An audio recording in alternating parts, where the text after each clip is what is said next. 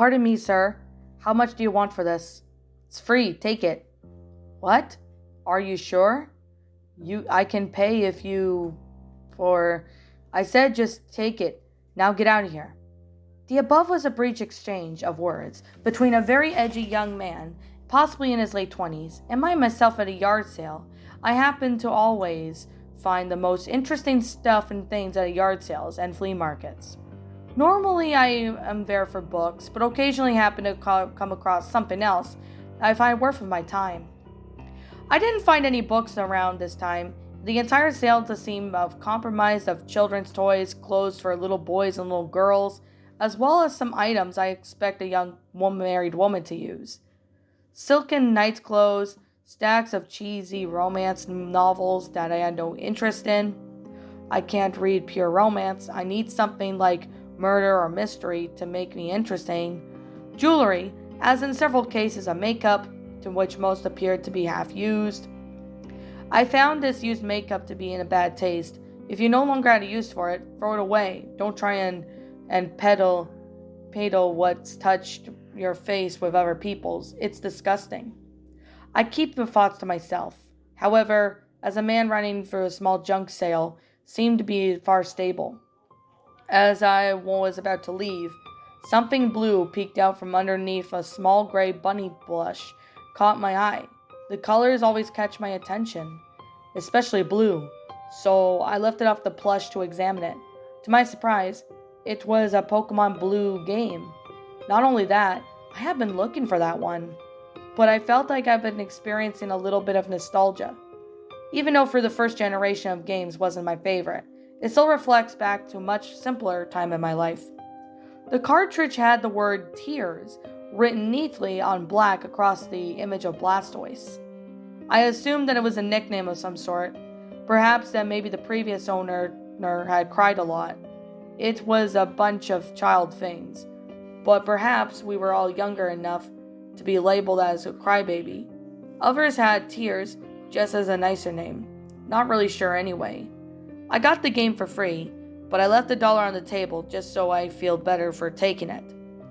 When I got home, I inserted the game into my SP and turned it on. The sound of the startup screen was greatly distorted, sort of like a fluctuated from being several tones lower than the normal being normal more than a low rumble. It was unsettling to say the least. Naturally, I assumed the game was faulty, but I thought I played it until something phased up on me. The previous owner, this Tears person, still had the game on file, as would to be expected with a used game.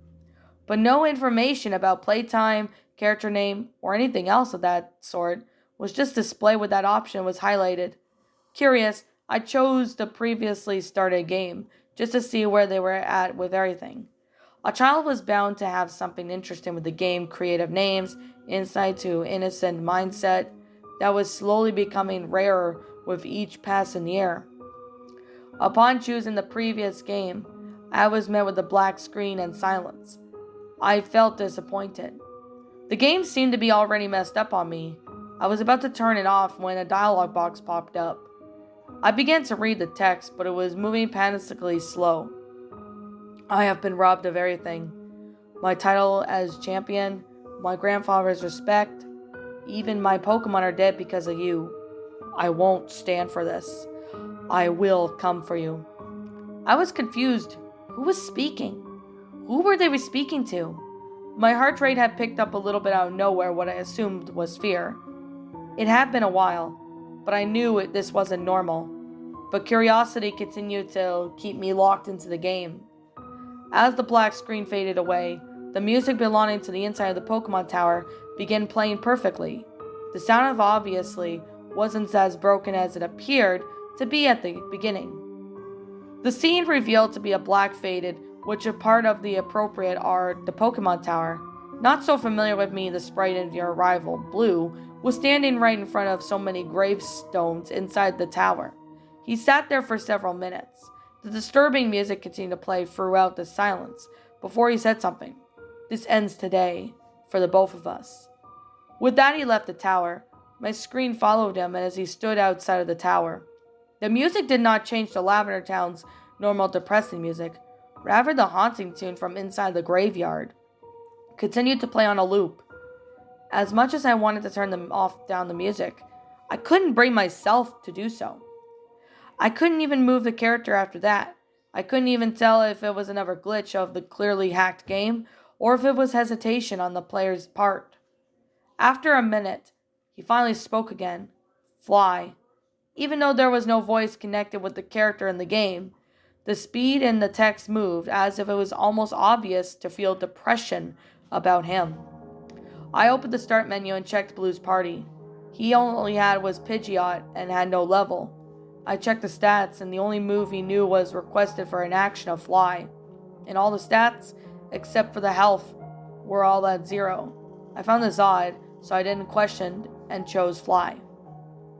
When the map opened up, it was a black save for one small box, all that was marked Mount Silver. I knew this was impossible.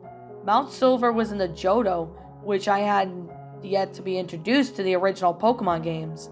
Regardless, it was my destination, so I chose it. The typical animation of the trainer sprite turning into the bird sprite and flying off and took place. Sure enough, I landed in front of the cave entrance to Mount Silver. Rather than having the sprite shift back to blue sprite, this image then moved to left of Pidgeot's sprite. They forced each other and faced each other for about a minute, or sound such like that of entering or exiting a room, played but in a much higher tone. It sounded as if something had been broken. When Blue spoke again, "Fly away, you're free." I began to assume that the noise was sound of a Pokeball breaking, and the Pidgeot cried out once more, before doing his former master command and flying away. After his final Pokemon flew away, the haunting music continued to play. He faced the entrance. "I'm coming for you." Now I had the impression that this was a mission of revenge, and the way that he was speaking, it was the revenge of the darkest sort. It dawned a bit on me to check the items I had on him. I don't know why this would thought across my mind, but given the ongoing circumstances, I felt as if there was something there, and there was. There was the first item on the list, knife. The item that was certainly not programmed in the game under any normal circumstances. Anytime I picked up the option to use a knife, Blue said, "Not yet." After that, I was unable to control the player anymore, as if he wanted me to get him there, and his just single item was just a gist of what he might be planning. But that was it. The rest was all in his own. Blue then stepped into the cave, and as he trekked over through the stone maze of the cave, he never encountered any Pokemon. But I can faintly hear distorted cries mixed in with the music. I'm not sure, but I believe they feel a negative emotions coming off of Blue, and they cried out in concern. Finally, he reached into the chamber that harbored the red in the gold and silver games. Blue's pace showed a little slowed, but as he approached his arrival, the dark was already lowered considerably to make it indefinitely darker. As the two rivals faced each other, and Red simply greeted Blue with silence. I had become accustomed to the Pokemon Gold. However, Blue didn't take this very well, and he shouted in apparent anger, "Don't ignore me like you have anything and everyone else." The battle ensued, but the normal music didn't play. It was the darkened music of the Pokemon Tower continued. By this time, the other people were at home, and were becoming quite annoyed with the volume of my music, so I was forced to put in my headphones as well, as I couldn't bring myself to actually lower the volume. Disturbing as it was, the music had all sorts of hold on me. I stared at the game as the battle opened up. Obviously, since Blue had no Pokemon, he never called anything out, neither did Red. The battle option box had 4 options: fight, Pokemon, item, and run. All weren't there, and all was chosen the moment was item, so I obviously had to choose it. The only item that was used, and I had mentioned before, knife, it was quickly selected as its own and went back to the battle scene. Now the battle option was fight. In the fight menu, Blue only had one attack and disposal, murder. I couldn't regain the control of the game. There was no option to run. I couldn't bring myself to turn off the game, to end of what had quickly become a disturbing experience. The only choice that there was to sit there and allow Blue to murder Red. After selecting the attack, Blue shouted, "This is for everything!" In a typical attack animation, and the tackle played out only, instead of the single strike, Blue attacked repeatedly. The dark music in the background began to pick up its pace as it became more high-pitched. It was painful to listen to as it reverberated through the headphones, but I never removed them. Red's sprite had flickered in and out as if it took damage, and his health dwindled to zero. A gurgle screeching noise broke through the noise of the music, replacing on briefly as Red's sprite faded into something, what looked more like a decaying body, before fading away completely with the screech. My heart was pounding. I was beginning to get a throbbing headache, and yet my eyes remained glued to the screen as the remainder of the scene played out. As the music replaced the screen once again, another dialogue box popped up as Blue spoke yet again. "See you in hell." The battle options were popped up again, fight remaining the only option. Blue selected yet again. Instead of murder, the attack option available was the S word. There was a moment of hesitation, but Blue finally attacked himself with less fury than he had with Red, and his own health fell to a zero. A lower gurgled speech replaced the high-pitched Pokemon Tower music. His sprite faded away, only when the decayed sprite faded in. He wasn't facing the battlefield. He faced me.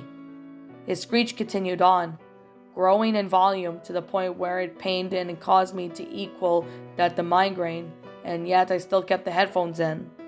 My eyes then locked on to "Now He's Dead," the hollow eyes of Blue as he began to scream. Before the screen began to flicker, it was slow at first, but then it quickly picked up to a rapid strobe effect. The scream grew in a high-pitched voice, and at one time before the screen simply cut to black. I held my breath. My heart pounded so hard against my chest that it hurt. Deeply hoped that it was over, but considering the fact that I couldn't move, or even hear any noise outside of my headphones, I fearfully assumed that it was that, and I was right. White lettering began to slowly typing out across the black screen, and each word I read, it finally got my revenge. The life that you ruined is now faded away. But I don't think it's over yet. My suffering has ended, but yours has only begun. I'll be watching your strife with a grin on my face, and when it all ends, I'll see you in hell. Through I had a full battery of just a moment ago, the light turned red and the system shut off. My nose began to spill blood for several minutes, and I'll never be able to describe the terror I felt afterwards. I'll never be able to describe the terror I still felt. You see, the very next day on the news, they announced that the very same man I purchased the game from, I won't release his name, had called the police saying that he had killed his wife 3 days prior and he buried her in the backyard. When they reached his house, they had found him on the phone dead, and he had slit his throat and taken his own life. It was also mentioned that several weeks ago, his 8-year-old son had murdered their 6-year-old and then took his own life. I assumed that the game that I had done all this and I'm next. I don't know how much longer I have, or nor do I ever die in the hand, but you deserve to know this. Never play Blue Tears. Well, that was Pokemon Blue Tears, a Pokepasta written by IMDEAD. So yeah. Anyways, yeah. My final thoughts on the story? Well, I'm gonna definitely say right now that this story was I think it's an okay Pokepasta. Maybe not the best Pokepasta I've seen, but it's definitely not the worst. I can definitely say that. It's definitely not the worst, but it's not that great either. What I mean by it's not that great is there is a few things actually. One of them being I do like how the story is playing out, especially with the concept in that, you know, of an alternative game, but it is cliched, like finding, a game cartridge in a yard sale, and then it's later on the news revealed that the person had taken their own life because after the game they sold or something. Yeah, I mean, that's just cliched, as a lot of other pastas have managed to sit there and do this, which I'm going to be honest, the new pastas nowadays are not as great as they used to be. So I definitely got to really say this story it's definitely, not, that great. If I'm being completely fair and honest, this story honestly just doesn't really, it's not that great, if I'm being fair. But like I said, that's just how I'm seeing personally. But yeah, with this story, I honestly really do find this to be, quite an interesting pasta. But at the same time, though, it does not really, I don't really know what to say, but it kind of really doesn't really, make any sense. Or maybe it somewhat does, but like I said, I don't really know. But yeah, with that being said, with that being the case, this story, it's an okay one, but yeah, it's just, but I'm just not really a crazy fan of it because of how it's cliched and that. So if I'm being honest, that's just me being completely fair. So the story honestly does have somewhat of an interesting concept, but at the same time, it honestly just doesn't really help. And if that's me being brutally fair and honest. So, yeah. It was just it was just the way the story went out or something. But I'm like saying now, this story, um, it's an okay story, but I still find it to be cliched. So it's probably one of the only reasons why I was not sure if I wanted to read this story or not. But anyways, with that being said, with that being the case, um, yeah, the grammar was all right. I mean, there were a couple grammatical errors, but despite that, I still find this one to be an okay pokepasta. Maybe not the best one I've seen in the world, but it's definitely not a terrible one. I can definitely agree and state right now. So yeah, the story itself, while it could use a little bit of you know more potential with it, but it just, I don't really know. It just doesn't really work. I mean, with the cliches of its own self. I mean, the grammar is okay and same with the sentence structuring. And I mean, there were a couple grammatical errors, but it was readable to at least say the least. It was readable. But the story did have its fair share of cliches of it being a hacked game. Yeah, I don't really understand, why that's the case or anything, but yeah. But I guess with that being the case and with that being said, I'm just going to be saying right now that this story, honestly, maybe it's not the best story in the world, but it's definitely not a terrible pokepasta because I find this to be, cliched, but, to me myself, it honestly wasn't that bad. But with that being said, you guys, if you've read this story before, maybe you guys can list your own opinions in the comments below. Cause yeah, man, I gotta really get back into doing more poke pastas if I could find decent or good ones. I mean, this one's not bad. It just needs improvement. It's cliched, but I mean, I could take it that it's an older story, so I'm willing to give it, the benefit of the doubt. But I don't really know what to say about more of this. It's honestly, I don't really know, to be honest. It honestly just doesn't really make any sense at times, but at the same time though, I don't really know what to think of this story. It's just, I don't really know, to be honest. So, anyways, yeah, so to the offer of um the story's not bad, but it could have been better. That's just how I'm seeing it personally. But you guys might have your own opinion in that, and that's completely fine. But like I said before, this is just simply my own personal opinion. you happen to disagree with me, that's fine too. We're all entitled to our own opinions regards to these creepypastas. This is just simply my own personal thoughts, or pokepastas, whatever you prefer to call this one. And my final rating of this story, I'm going to give this one a 6 out of 10. While I can say it's not the best pokepasta out there, it's definitely not a terrible one. So I'm definitely willing to say it's definitely not a terrible one, but it could use improvement. So, yeah. But I mean, the grammar was okay, could be improved a bit, same with the sentence structuring, but the story was not that bad. I mean, it's cliched, yes, but, it's an alright story. I mean, I can take it, it's an older story, so I'm willing to give it benefit of the doubt that this was an older story. So, yeah, I could definitely say it's not the best story in the world, but it's definitely not a terrible one. So anyways, with that being the case, and with that being said, what did you guys personally think of this Pokepasta? Did you all enjoy it? Did you all not?